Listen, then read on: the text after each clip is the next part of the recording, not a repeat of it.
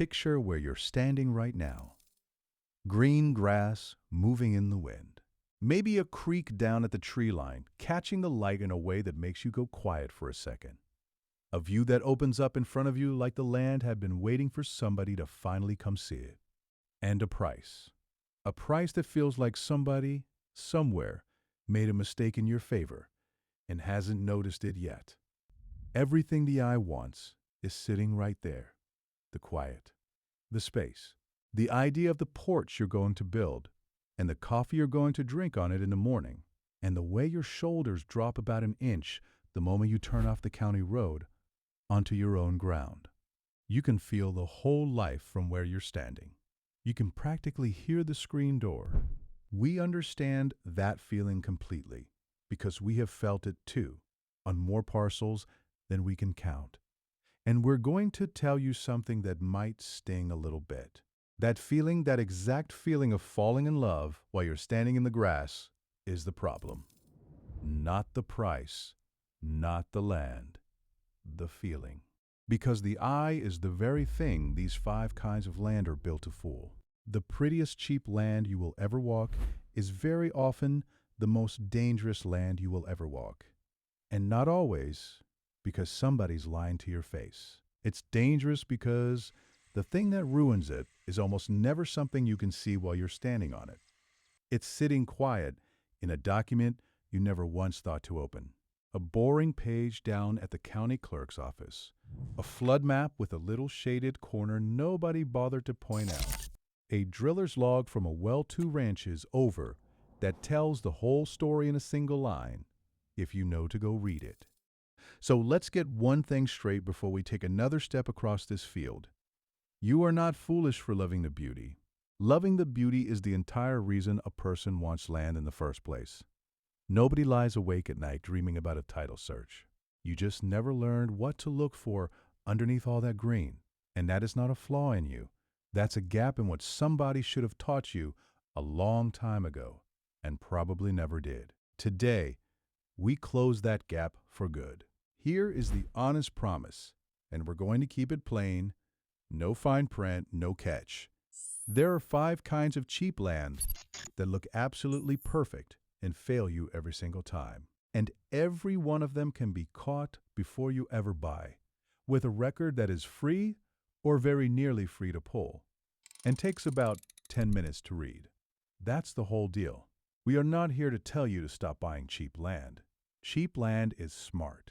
Cheap land is how regular working people still get their acres in a country that keeps trying to price them clean out of the dream.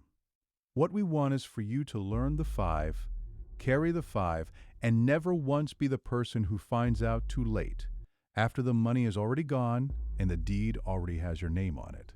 Now, why should you trust any of this? That's a fair question, and you should ask it of anybody who tells you they know land. Notice we are not going to answer it by telling you how many deals we've closed, or hanging a long string of numbers around our neck to impress you into believing us. We'll answer it a better way than that. Nothing you are about to hear is a scare story we cooked up in the back room to keep you watching. It is what the public record already says out loud, if you just know which record to open and where to find it. Every one of these 5 types gets exposed by one specific document that careful buyers pull before they ever make an offer. The plat map, the title search, the FEMA flood map, the wetlands check, the state's well logs, the perc test, the soil survey, the topographic map, the deed itself, and the county zoning ordinance. We are not asking you to take our word for a single thing here. We are going to point you straight at the very same records the seller already read, and then quietly chose not to bring up. And here is the arithmetic that ought to settle it for you. Every check we're about to walk through costs either nothing at all or a few $100s against a parcel that costs you thousands or tens of thousands to buy and a lifetime to regret. There has never been a smaller price for a bigger peace of mind. The people who lose on land are almost never the ones who paid too much for the dirt. They're the ones who paid nothing for the truth. And that right there is the reframe that unlocks this entire thing. So hold on to it tight. Nobody is legally required to tell you what is wrong with a piece of land. Sit with that for 1 second, because it is the whole game in one sentence. In most of these deals, the seller can know the flaw, know it's stone cold, and still just let a pretty photo do all the talking for him. And the prettier the land looks, the less anybody has to say out loud. The picture keeps you from asking the question. And every question you don't ask is money that stays in their pocket instead of yours. So let's make good and sure that you are the buyer who asks. Type 1. The landlocked parcel. This one is seductive, and we mean that word exactly. It's the private, tucked-away piece way off by itself. No neighbors in sight, no headlights at night, trees ringing a little clearing, and a 2-track running in through the tall grass like it was cut just for you. It feels like seclusion. It feels like freedom. And it's priced low because the listing calls it off the beaten path, or your own private escape, or some warm and gentle phrase built to make the low price feel like a secret you stumbled onto instead of a warning you should heed. You stand out there in all that quiet, and you can already hear how peaceful your whole life is going to be. Here is what the quiet is hiding from you. There is no recorded legal access to that land, that 2-track you drove in on, that road you can see with your own 2 eyes and just drove your truck down not 5 minutes ago. You may have no legal right to use it at all. It might cross a neighbor's property, and a road you can see is simply not the same thing as a road you are allowed to drive. To reach your own land, you would have to cross somebody else's, and to make that legal and permanent, you need what is called an easement, a recorded right-of-way. Getting one written and recorded can cost you thousands of dollars in surveys and legal work, if you can get it at all. And the neighbor whose ground you would be crossing can also simply say no, flatly, forever. He does not owe you a reason, and he does not owe you a road. Now you own a beautiful piece of ground that you cannot legally get to, and good luck ever selling it to the next person, because the moment they do their homework, they find the exact same thing you should have found. You catch this one before you are ever in trouble. With the plat map and a title search, the plat shows you the recorded boundaries and, most important of all, whether there is a legal access easement actually attached to the parcel. You are hunting for that easement in writing, on the record, down at the county. Not tire tracks in the dirt, not the seller pointing across the field and saying, "Oh, everybody around here has always just used that road." Ink on paper. If the easement is not there in the record, then the access is not real, and it does not matter one little bit how solid and well-worn that road feels under your tires today. And do not let anybody talk you into hoping you can just win one later. There is a thing called a prescriptive or a necessity easement that people love to bring up, but earning one in court can take years and many thousands of dollars in attorney fees, with no promise at the end of it. The cheapest easement is the one already recorded and sitting there in the file before you ever sign. Everything after that is a gamble with your own money. Type 2. The pretty water parcel. This one gets people who really should know better. There's a creek running right through it. Maybe a little pond down in the low spot, still and shining. The ground is lush and deep, dark green, the kind of green that makes a piece of dry country land look like paradise got picked up and dropped right in the middle of nowhere. Just for you. Water. Right there on your own land. It feels like a gift somebody left for you. It feels like you are getting something that all those other brown, ordinary parcels down the road simply do not have. And sometimes you are. But very often, what you are actually standing in is a FEMA flood zone. That means anything you build has to be elevated, which is expensive, and you will be carrying flood insurance every single year for as long as you own the place, which is another expensive line on the ledger that never once goes away. Or, and this one stops a project stone cold in its tracks, That lush wet ground is federally protected wetland. You cannot fill it. You cannot build on it, not without a federal permit that costs real money, takes real time, and gets denied all the time to people just like you. And out in genuinely dry country, that shocking, beautiful green you fell in love with is not a bonus at all. Green, where everything else for miles around is brown, means water is sitting where water is not supposed to sit. That is not a feature to brag about. That is a warning sign. Wearing a pretty dress. You catch this one with 2 free tools, and both of them are faster to use than they are to explain. The FEMA flood map will show you, in about a minute flat, whether that parcel sits inside a designated flood zone. And a wetlands. Check the National Wetlands Inventory overlays the protected wet ground right on top of your parcel's outline. So, you can see it plain as day before you fall for it. Both are online. Both are free. Both take longer to load on your screen than they do to read once they're up. And do not let the words fool you either. 100-year floodplain does not mean it floods once a century and you're safe. It means a real chance of flooding in any given year, every single year. And premiums on that insurance have been climbing steadily, not falling. Pull them both before that pretty creek talks you clean out of your good common sense. Type 3. The wide open waterless acreage. This is the one that looks like the ultimate bargain, and the math seems too clean to even argue with. Huge. Flat. Endless sky in every direction. The kind of open horizon that makes you breathe a little deeper just standing there looking at it. And dirt cheap per acre, because there is simply so much of it out there to go around. You stand in the middle of all that space, and you do the arithmetic in your head, and it feels like you would have to be flat crazy to walk away from a deal this good. Here is what all that flat, open, cheap ground does not put on the listing. There may be no groundwater anywhere within reach of a well. You can drill straight down hundreds of feet and come up bone dry, with nothing but dust and a bill to show for it. And the deeper you are forced to go, the higher that bill climbs, and it climbs fast.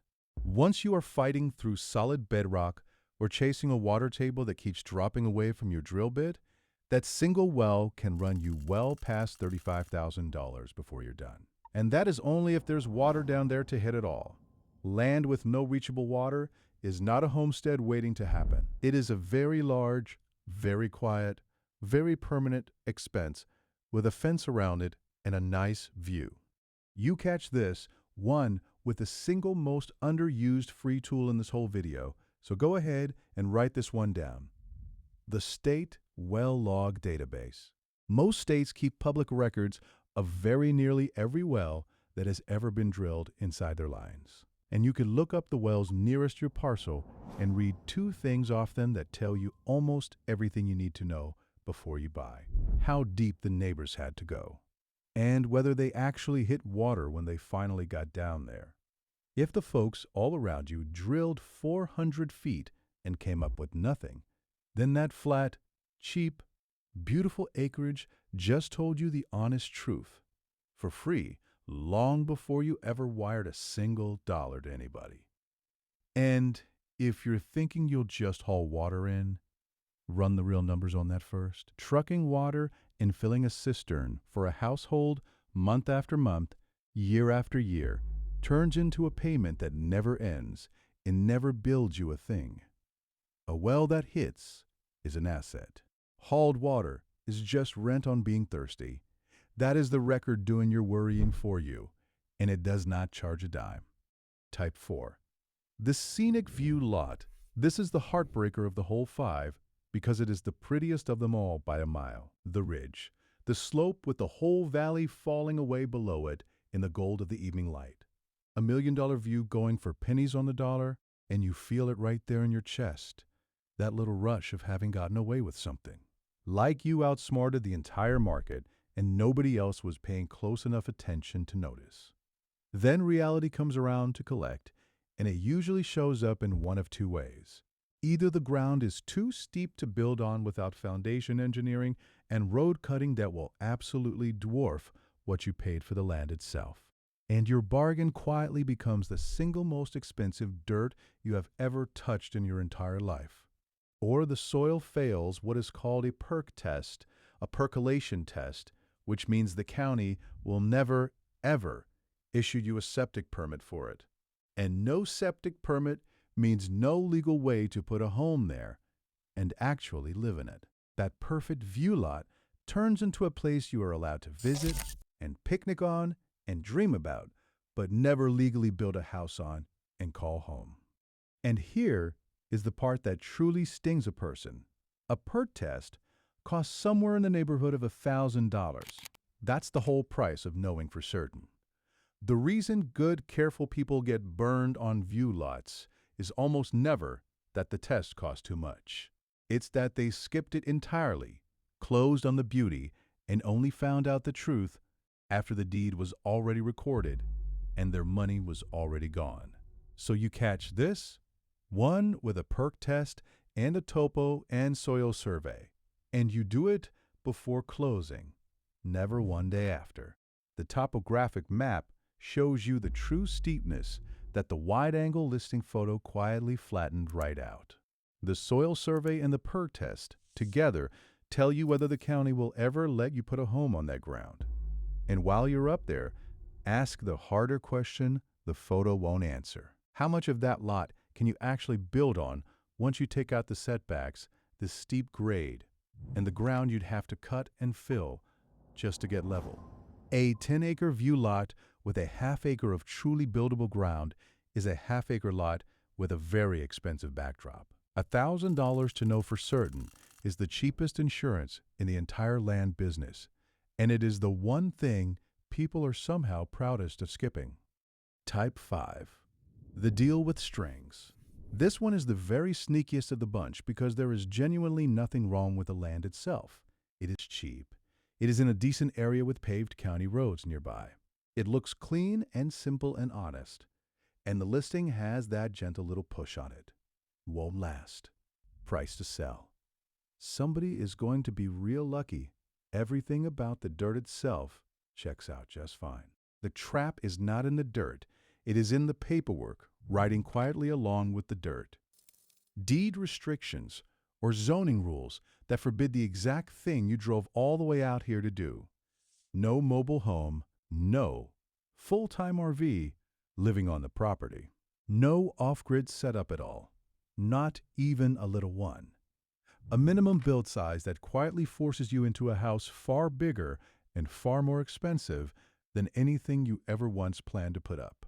Or the title itself is clouded, with back taxes and liens attached to the ground that become your problem, your bill, the very day you sign your name at the bottom. Or, and this is honestly the worst one in the whole bunch, it is a tax deed parcel where the previous owner still holds a right of redemption. That means for a set window of time, sometimes a full year or even longer, that former owner can legally buy that land right back out from under you. And there goes your parcel, your plan, your money, and every last shred of your patience along with it.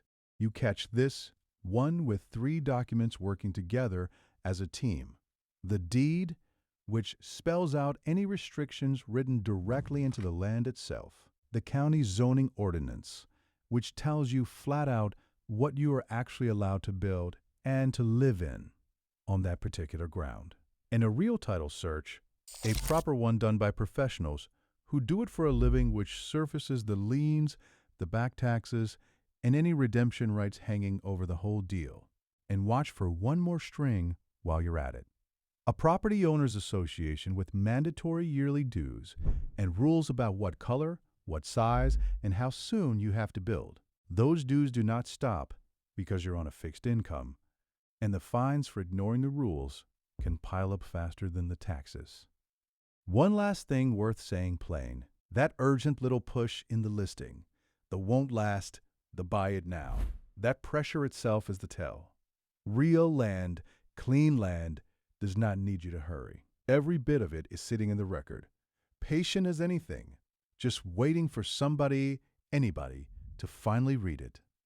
So let's step back and look hard at the pattern behind all five, because the pattern is the real prize here, bigger than any single tip we could hand you.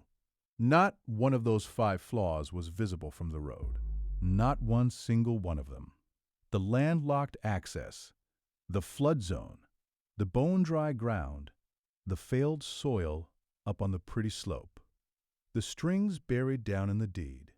Every single one of them lived inside a document, and never once in the view, which means the parcel with the lowest price, the prettiest photo, and the most excited seller has not earned less of your paperwork.